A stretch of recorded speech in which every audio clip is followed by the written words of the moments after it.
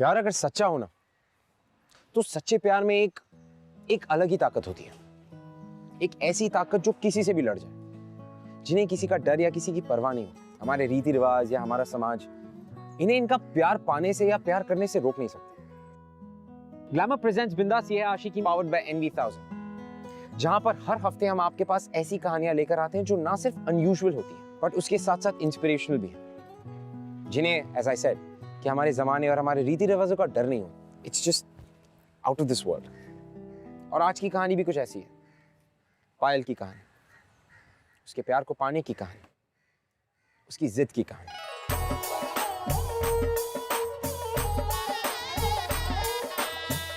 जी होली मुबारक। तू मन्ने कोई कलर ना लगावेगा, तन्ने पता है ना मन्ने बिल्कुल पसंद ना। थोड़ी थोड़ी सी ना बिल्कुल दूर ना होली है। तू जी अच्छी लग रही है। बुआ रंगों से क्या डरना, रंगों के बिना जिंदगी कितनी फीकी लगेगी, ब्लैक एंड व्हाइट दिखेगी, आपकी जमाने की पुरानी फिल्मों की तरह। ज्यादा बड़बड़ ना कर, तन्ने का पता जब हाथ में मेहंदी माथे पे लाल सिंदूर लगेगा ना, तब तन्ने समझ में आएगा रंग के होवे है बावड़ी कहेगी। जी जी ने कर दिया। ये तो तभी होवे है ना जब इसके लिए कोई अच्छा सा छोरा मिल जावे है। तो तन्ने क्या लगे मैं तारा छेरा देवन वास्ते आई हूँ का? मतलब भाई जी अपनी पायल वास्ते एक रिश्ता लेके आई हूँ, वो भी फौजी का। अपनी पायल ने खूब खुश रखेगा। खातो पीतो घर को छोरो है, सरकारी नौकरी है, और क्या चाहिए हमने। जी ये तो बहुत अच्छी बात है, और दोनों को मिलवा देते हैं। छठ मंगनी पट गया। ज्यादा उतावला मत हो, थोड़ा सब्र कर, मिलवाती हूँ। बैठो जी बैठो। आने में कोई तकलीफ तो नहीं हुई? नहीं जी सब ठीक। भाई साहब यो विक्रांत से, और ये हमारी छोरी पायल।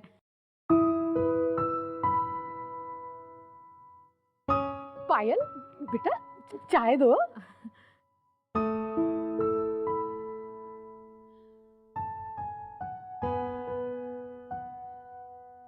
बेटा तुम दोनों मिल लो, आपस में बातचीत कर लो, पहचान लो। जा बेटा।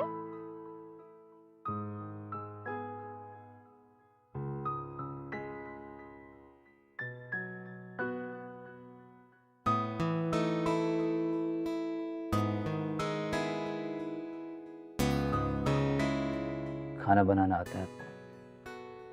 हाँ ठीक ठाक, वैसे काफ़ी अच्छा बना लेती हूँ।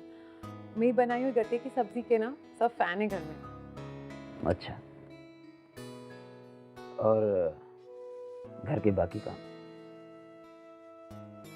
आई मीन घर की सफाई, देखभाल, कपड़े धोना, जो भी बाकी नॉर्मल काम होते हैं घर में। जी माँ की मदद कर लेती हूँ मैं कभी कभी। अच्छी बात है। ग्रेजुएशन करें ना? जी ऑलमोस्ट हो गई, एग्जाम्स दिए, बस रिजल्ट आना बाकी है। गुड। देखो मुझे एक बहुत ही सीधी सादी और सिंपल वाइफ चाहिए, जो मेरा और मेरे परिवार का ख्याल रखे और मेरा घर संभाले। मेरी ज़रूरतें बहुत ही सिंपल हैं। हमारा अपना घर है, फार्म है, मेरी सैलरी भी अच्छी खासी है। ज़िंदगी में कभी भी आपको पैसों की कोई कमी नहीं होगी। अब आप मुझसे कोई सवाल पूछना चाहती हैं तो पूछ सकती हैं। आपकी फेवरेट हीरो कौन है? मुझे लगा था शायद आप मुझसे मेरी सैलरी के बारे में पूछेंगे। एनीवे, मैं फिल्में नहीं देखता, मुझे फिल्में पसंद नहीं है। मुझे लगता है कि ये सब वेस्टेज ऑफ टाइम है। खैर, मुझे जो आपसे पूछना था मैंने तो पूछ लिया। अगर आपको इन फिल्मों के अलावा और कोई ज़रूरी बात मुझसे पूछनी है तो आप पूछ सकते हैं।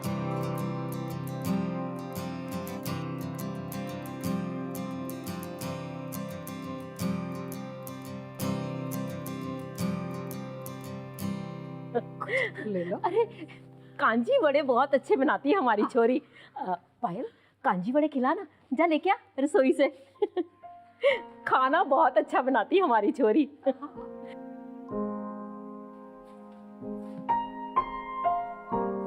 बिल्कुल समझ नहीं आया। फिल्में नहीं देखता, खड़ूस। पायल इतने अच्छे कांजी के बड़े बनाती है, मैं अभी आज तक ना बना पाई। आप एक बार खा के देखिए, है ना? तेरा ब्याह पक्का हो गया है, कल से शादी की तैयारियां शुरू।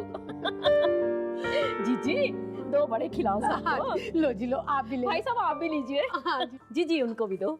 आप लो थोड़ा जी। माँ मुझे कोई ब्याह नहीं करना उसके साथ। बावड़ी बातें ना कर, कुछ भी बोलती रहती है। ब्याह क्यों नहीं करना? माँ उसे कोई ऐसी लड़की चाहिए जो उसका, उसके घर का और उसकी माँ का ख्याल रख सके। देख पायल, ब्याह के बाद पति का ख्याल रखना औरत का सबसे पहला धर्म होवे है। हाँ जानती हूँ माँ, बिल्कुल आपकी बातें मानती हूँ, बट एक बीवी को ये सब अपने मन से, अपनी खुशी से करना चाहिए ना। लड़कियों को क्या प्यार नहीं चाहिए होता, इज्जत नहीं चाहिए होती? और विक्रांत की बातों से तो ऐसे लग रहा था कि उसे कोई काम वाली चाहिए। चुप कर पायल, कॉलेज जा जा के तेरा दिमाग जरूरत से ज्यादा चलने लगा है, और आज के जमाने की बात मत कर। हाँ देख, तेरे बाबा ने तेरा ब्याह पक्का कर दिया है, सो तो होके रहेगा। अब ज्यादा बक बक ना कर, समझ गई ना?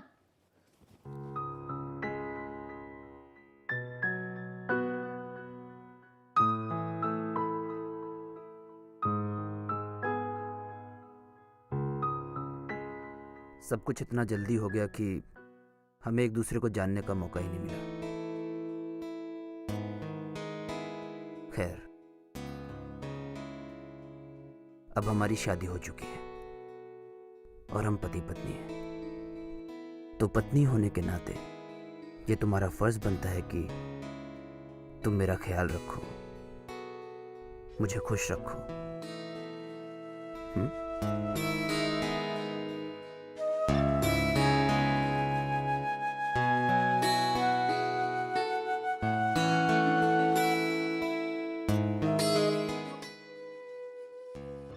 क्या हुआ?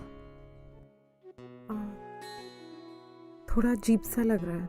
सब कुछ इतना जल्दी हुआ, हम एक दूसरे को ठीक तरह जान भी नहीं पाए ना। It's okay. शुरू शुरू में थोड़ी घबराहट सभी को होती है, बट डोंट वरी, धीरे धीरे सब ठीक हो जाएगा।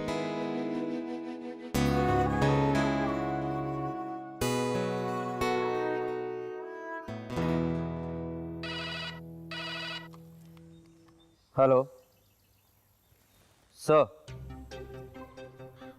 Yes sir, right away sir.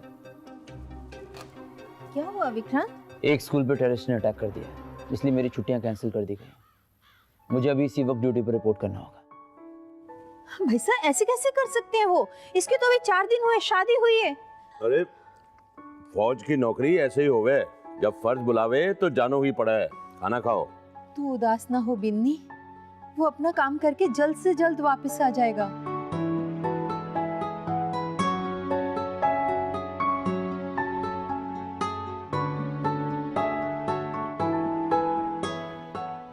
परेशान मत हो माँ, मैं जल्दी वापस आऊंगा और मुझे कुछ नहीं होगा।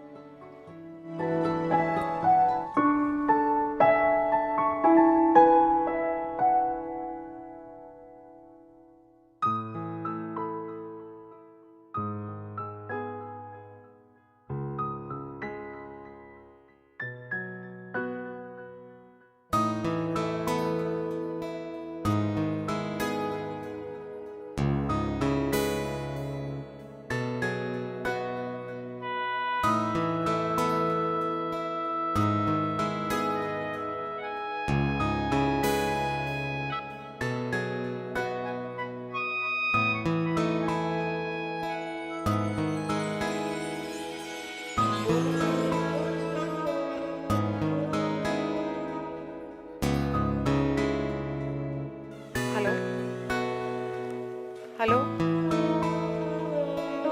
Hello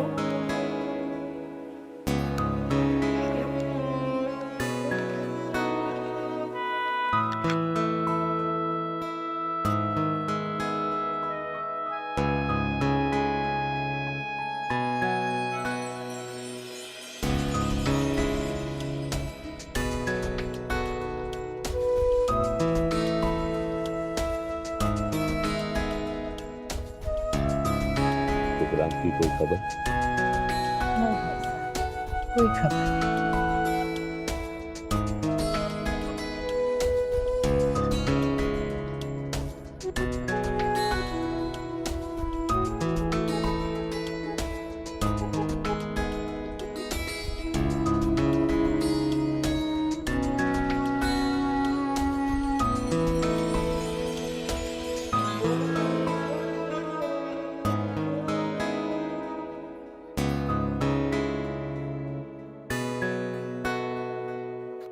hello. हाँ जी, मैं विक्रांत का ताऊ बोल रहा हूँ। देखिए, महीनों हो गए हैं, कुछ तो पता चले हमारे बच्चे का। देखिए, हम समझ सकते हैं कि आप पर क्या बीत रही है। जैसे ही कुछ पता चलेगा हम आपसे खुद संपर्क करेंगे।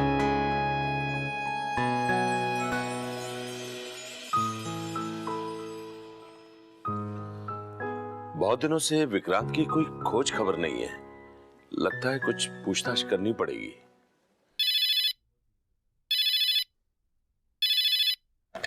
Hello. Hello, I am captain Suraj Singh, army headquarters से। जी। कैप्टन विक्रांत और उसके साथ हमारे 3 और सैनिक भी मिशन के टाइम से मिसिंग हैं। अभी तक कोई बॉडी नहीं मिली है, इसलिए हमारा कुछ भी कह पाना नामुमकिन है। क्या हुआ छोरी? छोरी क्या हुआ? हेलो हेलो, मैं विक्रांत की माँ बोल रही हूँ।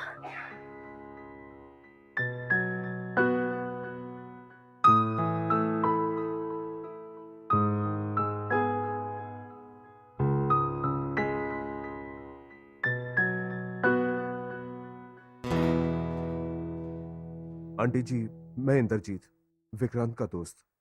मैं विक्रांत के साथ काम करता हूँ। करता था। और विक्रांत ने मुझे शादी से पहले कुछ रुपए दिए थे, वही लौटाने के लिए मैं यहाँ पर आया था। मैं और विक्रांत दोनों एक ही ऑपरेशन में थे। मैं स्कूल की बिल्डिंग को बाहर से गार्ड कर रहा था। विक्रांत और उसके 8 सिपाही स्कूल में फंसे हुए बच्चों को बचाने के लिए अंदर गए थे। जैसे ही वो अंदर गए कि कुछ ही देर के बाद ब्लास्ट हो गया और बिल्डिंग जल के।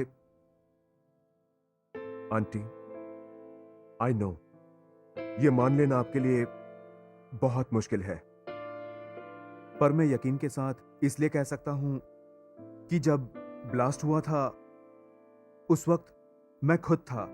बहुत बड़ी आग लगी थी। मैं जानता हूं कि डिपार्टमेंट उसे मिसिंग बता रहा है, पर ब्लास्ट इतना बड़ा था कि उसमें किसी का भी बच पाना बहुत मुश्किल था। अपने आप को संभालिए, यह आपके लिए परीक्षा की घड़ी है। मैं विक्रांत की कमी तो पूरी नहीं कर सकता, लेकिन अगर किसी भी चीज की जरूरत हो तो बेहिचक आप मुझे फोन कर सकती हैं। नमस्ते।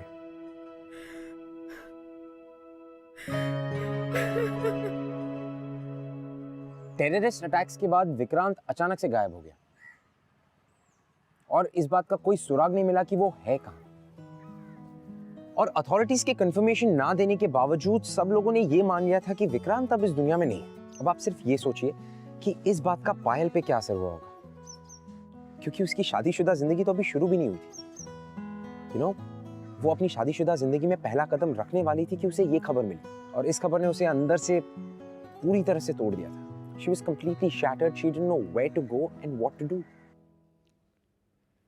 अब जिसके लिए पायल को ब्याह कर लाए थे वही नहीं रहा, तो इस बेचारी की जिंदगी क्यों बर्बाद करनी। अगर वो जिंदा होता तो अब तक वापस आ गया होता।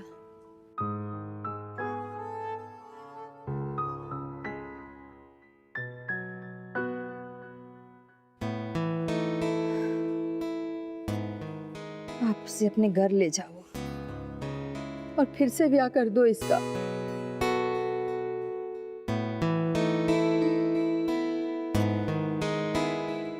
बच्ची जैसी है मेरी, अभी उम्र ही क्या है इसकी जो ये सारे दुख देखे। मैंने भी अपना पति खोया है, दुख समझ सकती हूँ मैं इसका। बच्ची जैसी है मेरी, बस खुश रहे।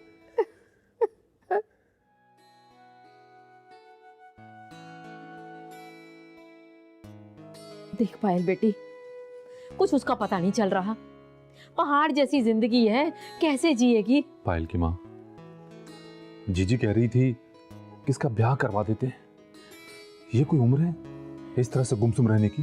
2 साल इंतजार कर लिया विक्रांत का और उसकी कोई खबर नहीं आई।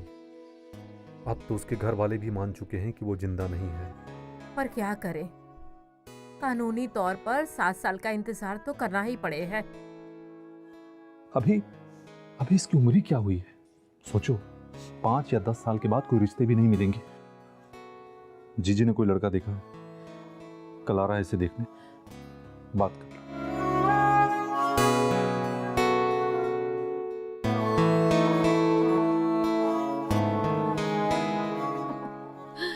पायल बेटा, ये अमित है।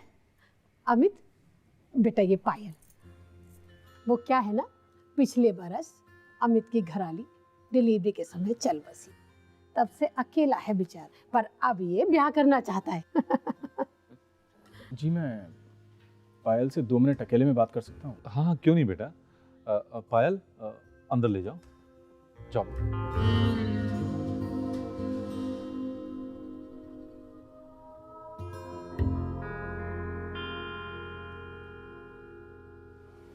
पायल, मैं जानता हूँ कि पिछले 2 साल तुम पे बहुत मुश्किल रहे हैं,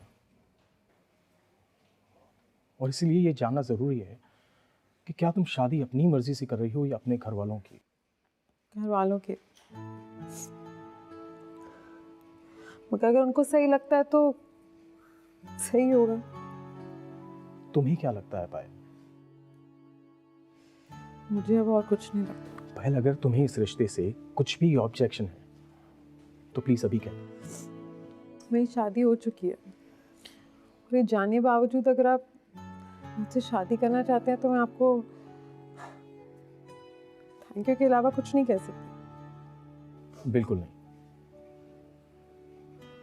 पायल, तुमने तुम्हारा पति खोया है और इसमें तुम्हारा कोई भी कसूर नहीं है। और हाँ, अगर मैं तुमसे शादी करता हूं तो तुम पे कोई एहसान वहसान नहीं कर रहा हूं, सो प्लीज ऐसा कभी मत कहना। लेकिन अगर तुम्हें ऑब्जेक्शन है तो मैं अभी जाके तुम्हारे पापा से मना कर देता हूं अपनी तरफ से।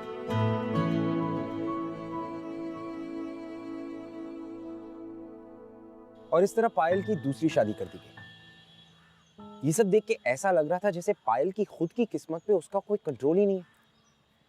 उसके परिवार वालों ने बस कठपुतली की तरह उसे एक जगह से उठा के दूसरी जगह रख दिया।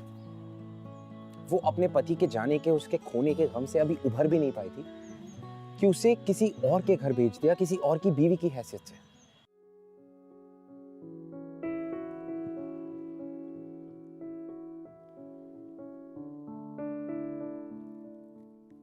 पायल,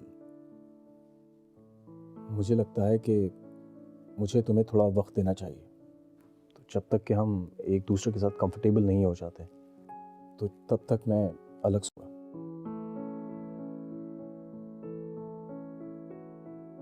ठीक है?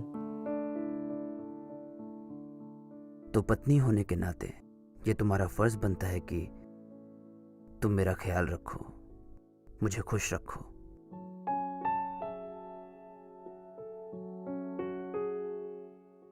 क्या हुआ? कुछ नहीं, बस ऐसे ही। तो ठीक है, मैं सामने उस सोफा पे सो जाता हूँ। ठीक है?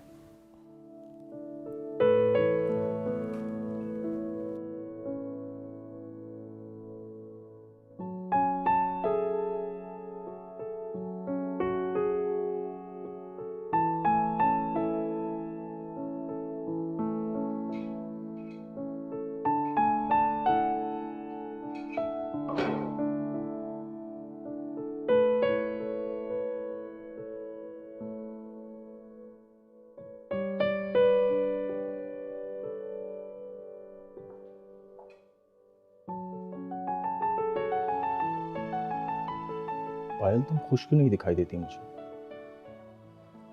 कहीं ना कहीं एक उदासी सी दिखाई देती है तुम्हारे चेहरे पर।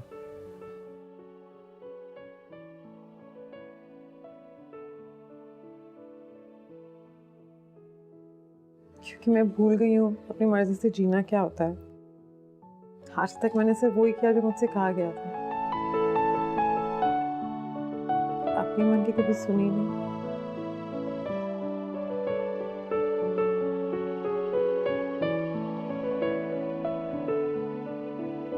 सुनिए, आज रात मैं सोच रही थी आपकी फेवरेट सब्जी क्या है? गट्टे की सब्जी।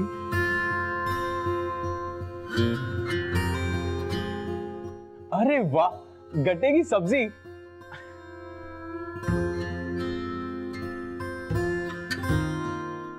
अच्छा पायल, आज तुम्हारा टेस्ट लेते हैं, ठीक है? अच्छा बताओ कि यस का ऑपोजिट क्या होता है? नो। राइट। सो आज से नो बोलने की आदत डाल दो। अगर कोई भी तुमसे कुछ कहे ना तो नो कह देना, और अगर मैं भी तुम्हारे पास आऊं तो नो कह देना, ठीक है?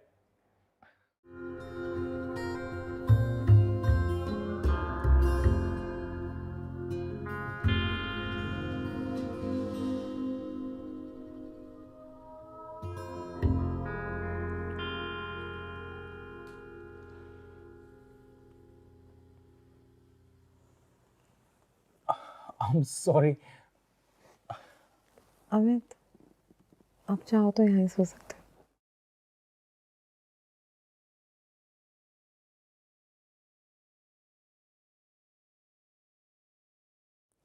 अमित, जब मैं आपसे शादी करके आई थी मुझे बिल्कुल नहीं पता कि जो मैं कर रही थी सही है या गलत,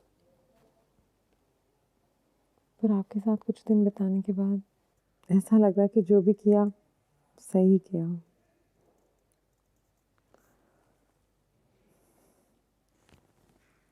अमित, आपने मुझे मेरी खोई हुई हंसी लौटाई है।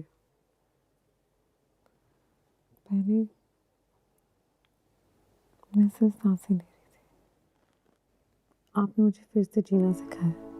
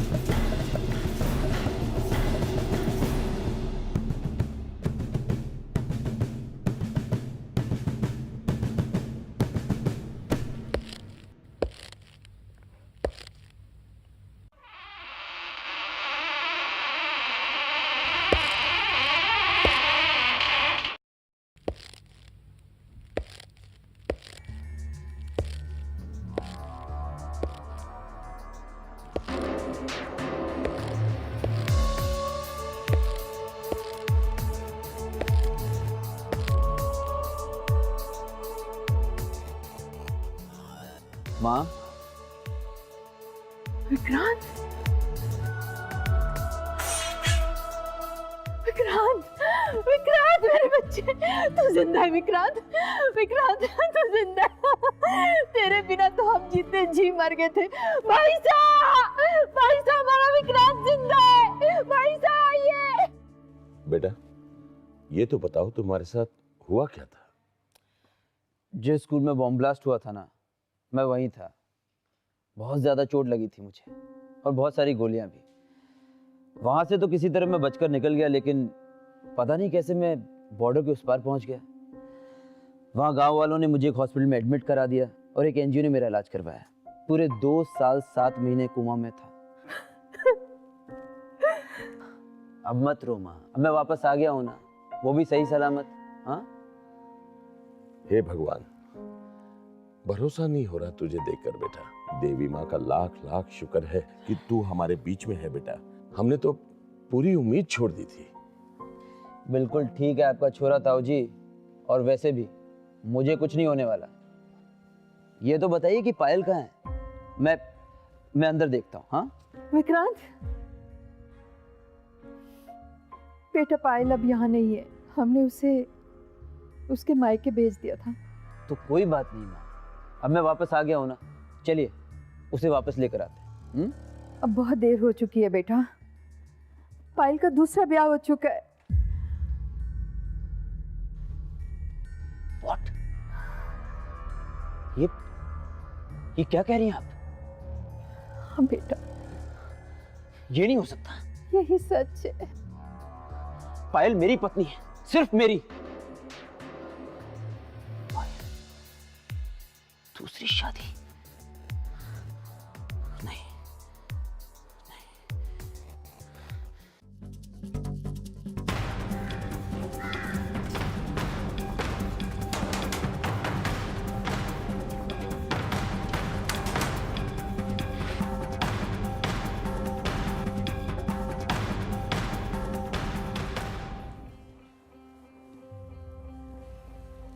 विक्रांत, तुम ऐसा कैसे कर सकते हो पायल?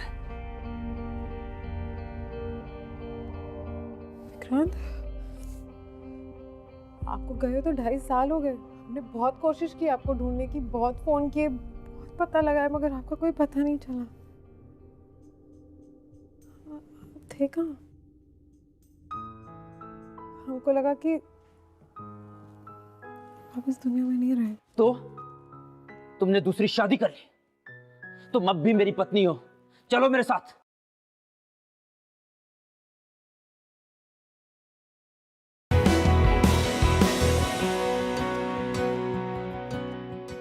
प्यार अगर सच्चा हो ना, तो सच्चे प्यार में एक अलग ही ताकत होती है। एक ऐसी ताकत जो किसी से भी लड़ जाए, जिन्हें किसी का डर या किसी की परवाह नहीं हो। हमारे रीति रिवाज या हमारा समाज इन्हें इनका प्यार पाने से या प्यार करने से रोक नहीं सकते। ग्लैमर प्रेजेंट्स बिंदास ये है आशिकी पावर्ड बाय NV1000, जहां पर हर हफ्ते हम आपके पास ऐसी कहानियां लेकर आते हैं जो ना सिर्फ अनयूजुअल होती हैं, बट उसके साथ साथ इंस्पिरेशनल भी हैं, जिन्हें एज आई सेड कि हमारे जमाने और हमारे रीति रिवाजों का डर नहीं हो। It's just out of this world. और आज की कहानी भी कुछ ऐसी है, पायल की कहानी, उसके प्यार को पाने की कहानी, उसकी जिद की कहानी।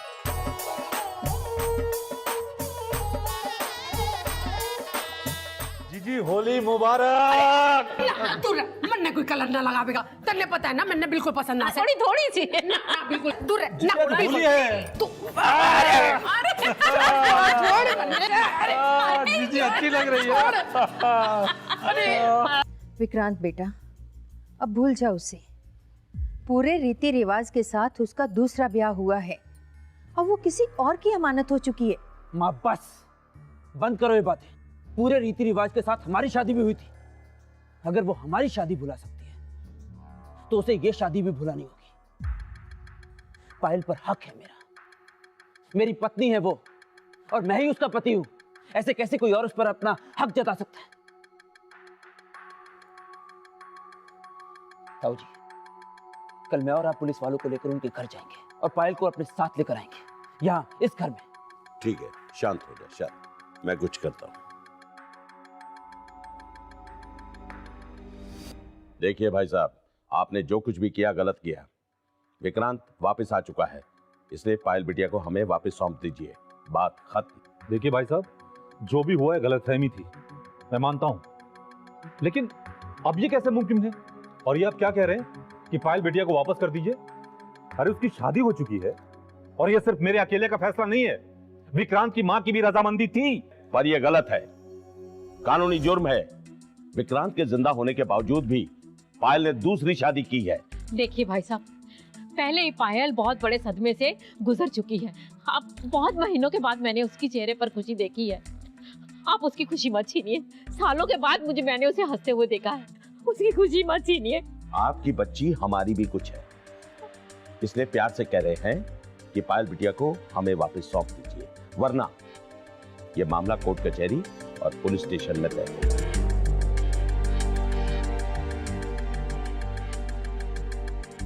देख पायल, तू विक्रांत के पास चली जा। वो ही तेरा पहला पति है, उसी के साथ तेरा ब्याह हुआ था। अगर तुझे पता होता कि विक्रांत जिंदा है तो तू उसका इंतजार ना करती? हाँ, और देख, अगर उसके होते हुए अगर तू अमित के साथ रहेगी तो लोग कैसी कैसी बातें करेंगे। करने दो माँ, बहुत सुननी सबकी। अब मैं वो करूंगी जो मुझे ठीक लगेगा। बाबली हो गई है, पागल हो गई है, क्या बोल रही है इसे भी नहीं पता। पहले पति के रहते हुए किसी दूसरे के साथ रहोगी बेटी तो लोग हंसेंगे। किसी और के साथ बाबा? अमित पति है मेरे, शादी हुई है मेरी उनके साथ, फेरे लिए मैंने। और अगर मुझे पता होता कि विक्रांत जिंदा है तो मैं जरूर उनका इंतजार करती। और आप सब ये मत भूलिए कि आप लोगों ने ही मुझे तैयार किया था दूसरी शादी के लिए। और अब जब मैं अमित को पूरी तरह से अपना पति मान चुकी हूँ, आप कह रहे कि मैं वापस विक्रांत के पास चली जाऊं? मैं हरगिज़ नहीं जाऊंगी माँ। अभी सिर्फ अमित और अमित ही मेरे पति हैं। तो ठीक, अगर तुम्हारी ये जिद है ना तो मेरी भी जिद सुनो। आज के बाद मेरा और तुम्हारा रिश्ता नाता खत्म। अगर ऐसे करने से मेरा और अमित का रिश्ता बच सकता है तो फिर यही सही है बाबा। देख पायल, विक्रांत के ताऊजी आए थे, धमकी दे रहे थे कि पुलिस को लेके आएंगे तुझे लेके जाने के लिए। कोर्ट केस करने की धमकी दे रहे थे वो। फिर मैं भी लड़ूंगी माँ। क्या बोल रही है, तुझे समझ में आ रहा है क्या? बिल्कुल जानती हूँ माँ, और ये भी जानती हूँ कि अपने प्यार को पाने के लिए मैं कुछ भी करने के लिए तैयार हूँ। पायल पर प्रेशर डाला जा रहा था।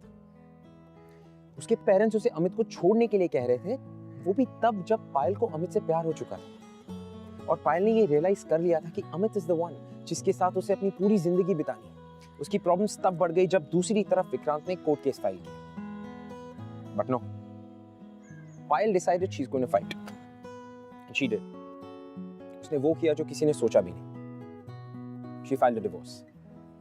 मामला कोर्ट तक गया। हाँ मिस्टर विक्रांत, आपको जो भी कहना है अब आप कह सकते हैं। जज साहब, मैं एक सोल्जर हूँ। मेरी शादी के कुछ दिनों के बाद ही एक टेररिस्ट अटैक की वजह से मुझे ड्यूटी पर वापस बुला लिया गया। वहाँ एक बॉम्ब ब्लास्ट में मैं बुरी तरीके से घायल हो गया। करीब 2.5 साल तक कोमा में रहने के बाद जब मैं घर वापस आया तो मैंने देखा कि मेरी पत्नी ने दूसरी शादी कर ली है। ये सरासर गलत है जज साहब, क्योंकि मैं अभी तक जिंदा हूं। मैं कोर्ट से सही फैसले की अपील करता हूं।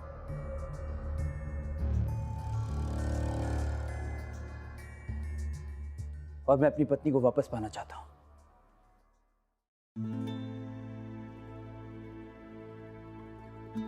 मिसेस पायल, आपके पति सही कह रहे हैं। आपको कम से कम 7 साल तक इंतजार करना चाहिए था। अब आपको अपने पति के पास वापस जाना पड़ेगा, क्योंकि आपकी दूसरी शादी कानूनन मान्य नहीं। जज साहब, मैं आपसे दरख्वास्त करना चाहती हूँ कि मुझे भी अपनी बात आपके सामने रखने का मौका दिया जाए। अगले महीने की 10 तारीख को हम पायल की अपील सुनेंगे। आज के लिए अदालत बर्खास्त की जाती है।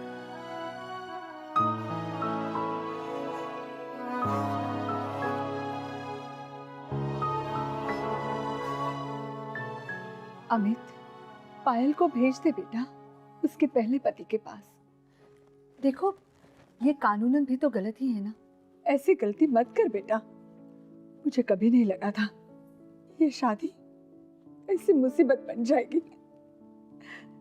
तुम्हें पता है ना अमित, हमारे सारी बिरादरी वाले तुम्हारे और पायल के रिश्ते के बारे में किस तरह की बातें कर रहे हैं। माँ, मैंने शादी बिरादरी वालों के लिए तो नहीं की थी। पायल मेरी पत्नी है और मैं उसका साथ हरगिज हरगिज नहीं छोड़ूंगा। क्या गलत किया उसने? हाँ, मैं और पायल साथ में, और मैं इस लड़ाई में उसका साथ अंत तक दूंगा। तो फिर ठीक है, अगर तुमने फैसला कर लिया है तो मेरी भी सुन लो। अब मैं और तुम्हारी माँ तुम्हारी मदद बिल्कुल नहीं करेंगे। जब कोर्ट कचहरी के चक्कर खाकर एड़ियां घिस जाएगी ना, तब पता चलेगा तुम्हें।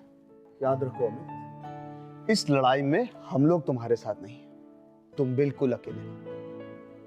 नहीं बाबा, मैं अकेला नहीं।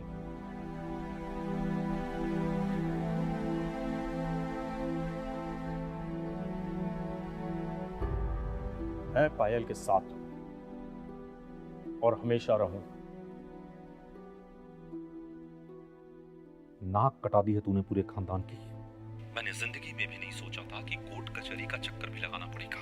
विक्रांत तुम्हारा पति है बेटा, उसके पास वापस चली जा। मैं प्यार करती हूँ अमित से, विक्रांत के पास कैसे जा सकती हूँ? इतनी छोटी सी बात किसी को क्यों नहीं समझ आ रही? और शादी क्या गुड्डा गुड्डी का खेल है? कल इसके पास चले जाओ फिर उसके पास। बेटी ये केस हार जाएगी तू। मैं अपने प्यार के लिए लड़ रही हूँ बाबा, इससे बड़ी जीत क्या हो सकती है? अपने प्यार को पाने के लिए कोई भी लड़ाई गलत नहीं हो सकती। देखिए, आप लोगों का जो ये केस है इनफैक्ट बहुत ही कॉम्प्लिकेटेड है, इसलिए हो सकता है कि ये काफ़ी लंबे वक्त तक चले। और मैं इस बात की भी गारंटी आप लोगों को नहीं दे सकता कि आप लोग इस केस में जीतेंगे ही। इन सारी बातों को जानने के बाद भी क्या आप फाइट करने के लिए रेडी हैं? जी वकील साहब। ठीक है।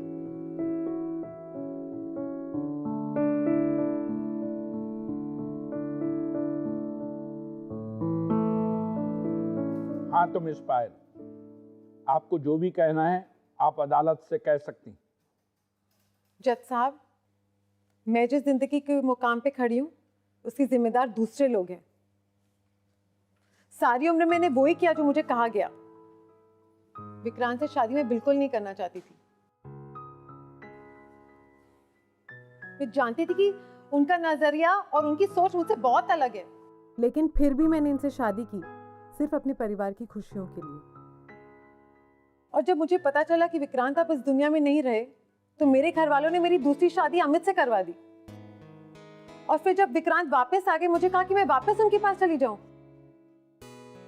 मैं कोई कठपुतली तो नहीं हूं ना जज साहब, एक इंसान हूं, एक लड़की हूं।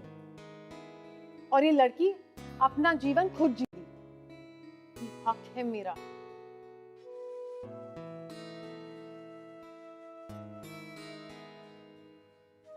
मैंने फैसला कर लिया जज साहब, मैं अमित से प्यार करती हूँ और सारी जिंदगी उन्हीं के साथ गुजारना चाहती हूँ। मिस पायल, आपकी दूसरी शादी कानूनन मान्य नहीं। जज साहब, क्या आपका लॉ से धाराओं पे अपना फैसला सुना देगा? क्या एक लड़की को अपना जीवन साथी चुनने का कोई हक नहीं, प्यार करने का कोई हक नहीं है? अमित ने मुझे सही मानों में प्यार करना सिखाया, और जिससे मैं प्यार करती हूँ, जिसके साथ अपनी पूरी जिंदगी बिताना चाहती हूँ, उसके लिए मुझे किसी और की परमिशन की जरूरत है? जज साहब, मैं फैसला कर चुकी हूँ, मुझे तलाक चाहिए।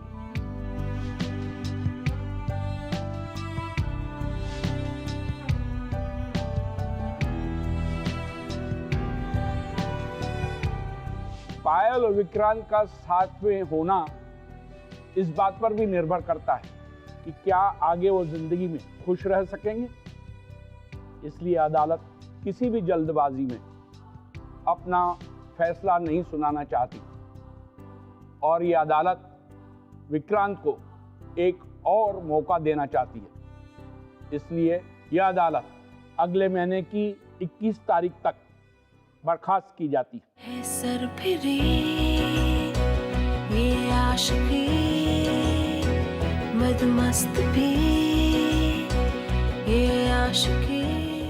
आपको क्या लगता है वकील साहब, क्या होगा? वही होगा जो साफ साफ दिख रहा है, आपकी जीत और उनकी हार। डोंट वरी, आप आइए मेरे साथ। पायल जी, हमारा केस काफी कमजोर हो गया है। हो सकता है कि इस केस को हम हार जाएं, लेकिन फिर भी अंत तक हमें लड़ना होगा। मजाल कोई टोक दे, इश्क की जुनून रुके नहीं। पायल, तुम्हें बहुत मुश्किल उठानी पड़ रही है। I am so sorry. सोचा था तुम्हें हमेशा खुश रखूंगा, लेकिन मैं तो तुम्हें एक छोटा सा घर भी नसीब नहीं करवा पाया। जहाँ तुम हो वहीं मेरा घर है। अगर आप लोग हमसे बात करना चाहते हैं या हमारे शो के बारे में ऐसा कुछ है जो आप हमसे शेयर करना चाहते हैं, you can tweet us @bindaastv # ये है आशिकी। पायल और अमित अब तक ये केस लड़ रहे हैं। 3 साल हो गए, लेकिन अभी तक पायल को डिवोर्स नहीं मिला। लेकिन उसने हार नहीं मानी। पायल को पूरा यकीन है कि एक दिन ऐसा आएगा जिस दिन उसे डिवोर्स भी मिलेगा और अमित के साथ उसकी एक नई जिंदगी भी शुरू होगी, अ न्यू बिगिनिंग। वेल फिलहाल के लिए वो दोनों नौकरी कर रहे हैं ताकि वो अपने कोर्ट के एक्सपेंसेस और अपने लॉयर की फीस भर सके। अपने सच्चे प्यार को पाने के लिए ये कीमत वैसे तो बहुत छोटी है ना, लेकिन उनकी जंग अब तक जारी है और इसी को तो कहते हैं सच्चे आशिकों का जज्बा। और इस जज्बे को ये है आशिकी का सलाम। मैं आपसे मिलूंगा अगले हफ्ते एक और कहानी लेकर, लेकिन तब तक हम मिलते हैं एक ऐसी लड़की से जिसकी कहानी बिल्कुल पायल जैसी। हाय, मैं प्रियंका हूँ। ग्रेजुएशन के बाद मेरे पेरेंट्स ने मेरी शादी से फिक्स कर दी थी। नेवी में था। एंगेजमेंट के तुरंत बाद ही had to leave for an operation. काफ़ी वक्त बीत गया, कोई फ़ोन कॉल नहीं आया उससे। We all were quite tense. Headquarter से पता चला कि उनका मिसिंग था। 1 साल बीत चुका था। उसके बाद हमारे पेरेंट्स ने मेरी शादी कहीं और फिक्स कर दी। Then I got married to Rajiv. I was quite happy with him. 5 महीने के बाद वापस आया। He was shocked to see me that I'm married to someone else. पर मैंने उनसे बात की। He understood my situation and now we are good friends.